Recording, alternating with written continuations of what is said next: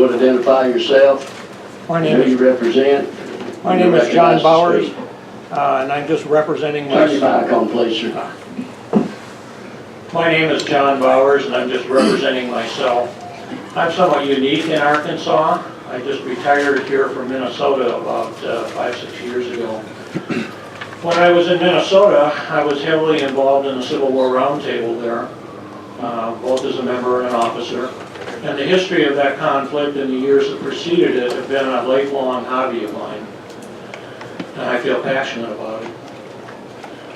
I come to you today because I feel that this redesignation of the star is in fact a dishonoring of the 45,000 men who served the Confederate cause during that time. Regardless of what we think about the choices Arkansas made in that period, the constitutionally elected government and constitutionally elected convention chose to side with the Confederacy. Those men chose to serve their state, as our veterans have through all of the wars we fought in. Their families still live in Arkansas. Many of those men died or severely injured during that period.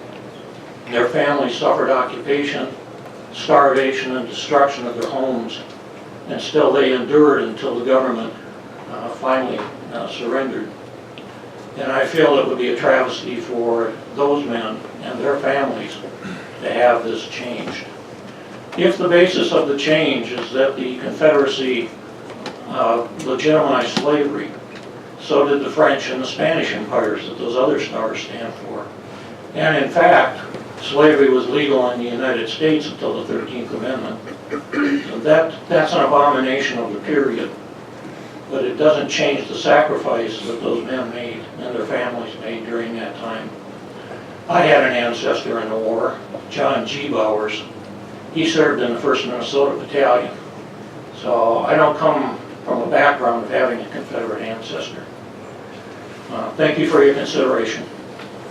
Thank you, Mr. Bowers. Any questions from committee members? Seeing none, thank you, sir.